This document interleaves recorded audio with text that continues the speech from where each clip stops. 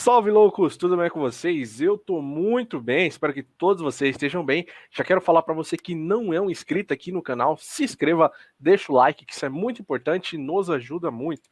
No vídeo de hoje, a gente vai responder algumas perguntas junto com o pessoal da Anlix. Perguntas essas que eu colhi lá no nosso Instagram, no @loucosdatelecom. Se você não segue o nosso Instagram, segue lá, @loucosdatelecom, e já segue também o Instagram da Anlix, tá? Quem tá comigo aqui da Anlix hoje é o Guilherme e o Gaspari. Vocês já conhecem eles aqui de outras lives, de outros vídeos, né? Hoje aqui é um vídeo e a gente não, eles que são feras nesse assunto, né? Eles vão responder essas perguntas aí. Bom, então agora eu vou chamar eles aqui para bater esse papo com a gente. Guilherme e Gaspari, sejam bem-vindos. Tudo bom, Thaleson? Hoje não é live, hoje é um vídeo, né? Um pouco diferente. É uma estrutura um pouco diferente. Em ritmo de live. Em ritmo de live. Hoje eu posso errar e posso cortar. E é isso. Bom, estão preparados aí para responder as perguntas que a gente colheu lá no Instagram? Claro, eu vi que tem vários assuntos aí bem diferentes, mas vamos lá, vamos responder elas. Vamos embora. Sim, show. Então vamos começar aqui com a primeira pergunta, né? Primeira, qual DNS escolher para colocar na minha rede? Legal, Thaleson. Bom, DNS, primeiro de tudo, né? O que é o DNS? O DNS é um serviço na rede onde vai resolver nomes da internet em IPs de máquinas espalhadas pela internet, né? Então, por exemplo, quando você acessa um site no seu navegador, você está acessando um nome, né? Um google.com, ele vai, o serviço DNS vai pegar isso e mapear no endereço IP, que é alguma máquina que você vai encontrar na internet, né? Então, é um serviço muito importante, né? E aí você tem que ponderar duas coisas, né? Primeiro é o atraso que esse serviço vai trazer para os teus clientes, né, na hora deles usarem isso. E o segundo é a confiabilidade desse servidor, desse serviço que você vai utilizar. Então, por exemplo, o que eu quero dizer com atraso? Se você configura na rede do seu provedor um servidor DNS, né, um serviço DNS que está muito longe, enfim, você configurou um serviço que está nos Estados Unidos ou algo do tipo, a cada acesso que o cliente seu for fazer na rede e for buscar um nome e resolver isso no IP, ele vai ter que esperar esse tempo, né, da máquina desse cliente falar com o servidorzinho lá DNS, ele responder, e aí sim o navegador do cliente, por exemplo, poder buscar o conteúdo num determinado IP na rede, né? Então, repare, isso tudo é atraso, né? Quanto mais demorar a coisa acontecer, mais o cliente vai ficar insatisfeito. Então, é importante você reduzir isso ao máximo, né? Mas também é muito importante ponderar o segundo ponto, que é a confiabilidade. Se você configurar um servidor DNS na sua rede, né, no seu provedor, que está meio mais ou menos, por exemplo, o servidor não tem uma fonte de alimentação redundante, né? Ou então várias rotas, né, no roteamento do provedor para chegarem nesse servidor, ou até um outro servidor de backup, ou até uma eventual falha dessa máquina, né, que está servindo do serviço DNS, e aí você não tem uma outra para entrar imediatamente para suprir essa falha na rede, né? Isso tudo pode fazer com que o seu cliente deixe de conseguir usar a internet, né? Então, essa confiabilidade no serviço de DNS é fundamental. Por exemplo, o DNS do Google, né, o famoso lá 8.8.8.8, ele está espalhado, na verdade, em vários servidores em diferentes partes da internet, aqui no Brasil, lá fora, na Europa, né? Isso tudo para criar uma confiabilidade alta e reduzir esse atraso que eu falei como primeiro ponto. Então, é sempre ponderar, né? Sempre que o provedor puder, reduza esse atraso, mas leve em consideração a confiabilidade do serviço que você está provendo, né? Uhum. Eu só incluiria também a segurança nessa parte do DNS. Os servidores DNS são os pontos mais vulneráveis que tu tem hoje em dia dentro das redes, porque exatamente como ele faz a resolução dos nomes para o endereço IP, se tu, por acaso, consegue invadir um servidor DNS, tu pode fazer com que, sei lá, um site, por exemplo, o cara está acessando o site do Banco do Brasil, tu pode fazer com que o site resolva um endereço IP que não é o endereço IP do Banco do Brasil e direciona para uma página, né, errada. Então, a segurança também ele é muito importante quando tu vai definir, né, o servidor DNS. Isso legal. É muito verdade. É um dos serviços mais atacados na internet, né, Gaspar?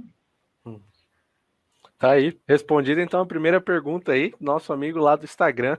Então já vou, na verdade eram duas perguntas em uma, né? Agora eu vou para o segundo tema dessa pergunta, que é qual o melhor MTU?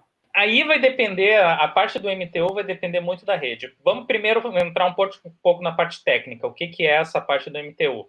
Né? O MTU é a menor quantidade de transmissão que tu consegue fazer de um pacote, certo? Então, se tu definir, né, um MTU, por exemplo, o MTU padrão hoje em dia dentro de uma rede Ethernet, 1.500 bytes, né? Isso quer dizer o quê? Quer dizer que pacotes que são muito maiores do que 1.500 bytes vão ser fragmentados, vão ser cortados em pacotes menores até o tamanho máximo do MTU que tu configura dentro da tua rede. Por que se costuma fazer isso daí? Porque diferentes meios de transmissão vão utilizar diferentes MTUs. Então, por exemplo, antigamente se utilizava muito a ideia de redes ATM. Eu me lembro muito disso daí lá em 2000, entendeu? Por que eu costumo trazer a ideia de redes ATM quando eu faço de MTU? Porque a rede ATM utilizava um MTU de 40 bytes, era um negócio minúsculo, entendeu? Só que ela era muito rápida. Os pacotes dela eram muito pequenos, mas era muito rápida. Então, quando tu ligava uma rede ATM numa rede Ethernet, a fragmentação era enorme, certo? Até tu recompor ela do outro lado, né? Então, a escolha do MTU vai depender muito da tua própria rede, de que tipos de transmissão tu está utilizando dentro da tua rede. Quando tu utiliza, por exemplo, o PPP utiliza um MTU, né, que costuma ser menor do que o próprio Ethernet. Só que daí o que acontece? Tu vai utilizar o PPP saindo da casa do teu cliente, certo? Até entrar na tua rede Ethernet, até entrar dentro da tua rede. E aí, esse MTU vai ser maior. Só que quando ele saiu lá do teu cliente, ele tinha que sair com pacotes menores, porque o PPP, senão, podia fragmentar esses dados. Então, a escolha do MTU vai depender muito do modelo que tu está utilizando dentro da tua rede, né? Dos tipos de protocolos que tu está usando da tua rede, dos tipos de meio de comunicação que tu está utilizando. Eu só ia complementar que, assim, uma regra geral, não é uma regra geral, né, mas o MTU, em geral, né, quando você fala da parte de Ethernet, ele tem essa limitação de usar no máximo 1.500 bytes, tá, por pacote, exceto se a sua rede suportar o tal dos jumbo frames, tá? Eu não vou entrar em detalhes nos jumbo frames, mas é um puxadinho do MTU que permite que a sua rede trafegue pacotes maiores que 1.500 bytes, e aí, quanto maior o pacote você consegue usar na sua rede, né, menos você gasta a sua rede com informações, com metadados, que a gente chama, né, que são os cabeçalhos dos pacotes, e aí mais dados você consegue transferir de uma vez, e isso, no geral, aumenta a eficiência, tá? Mas esses jumbo frames, você tem que tomar muito cuidado, você vai conseguir configurar somente dentro da sua rede ou num pedaço dela, né? Porque aí isso pode gerar uma incompatibilidade. Então, tirando os jumbo frames, você tem a limitação de 1.500 bytes, né, no MTU, se você está usando o Ethernet comum. Porém, é muito comum nos provedores usarem o que o Gaspari falou, o PPP. O PPP consome mais um pedacinho desse tamanho máximo aí de 1.500, né? Então, ele vai consumir, por exemplo, pelo menos 20 bytes desses 1.500. Então, você já vai baixar para 1.480. Então, você vai sempre querer usar esse máximo, mas aí você vai ter que observar. Se, por exemplo, você está usando o PPP na sua rede, você tem que atentar também se você tem alguma configuração especial no seu PPP, porque esse cabeçalho pode ser maior do que 20 bytes, né? Então, você vai olhar isso, olha as opções lá do teu concentrador, como é que você está configurando o PPP na sua rede, mas se você fizer a forma comum, a forma básica, você pode até aumentar um pouquinho isso. E aí, se você usar o Ethernet comum, você vai conseguir usar os 1.500, que é o máximo, né? Então, sempre procure esse máximo, respeitando o protocolo de acesso que você está utilizando, seja PPP ou seja outro. Né? É interessante que o MTU, né, quando ele foi criado, essas coisas assim, ele tem um protocolo de negociação. Então, a ideia é tentar negociar o menor MTU entre as duas pontas, a parte que está transmitindo e a parte que está recebendo. Então, ele faz uma análise do meio para ver qual é que é o melhor MTU. Só que isso nem sempre funciona.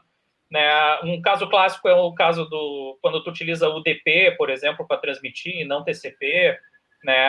Aí tu vai ter que configurar um MTU correto, principalmente quando está trabalhando com essa parte de vídeo, né? Transmissão de streaming, esses negócios. É interessante tu configurar o MTU correto, porque o objetivo é sempre evitar a fragmentação.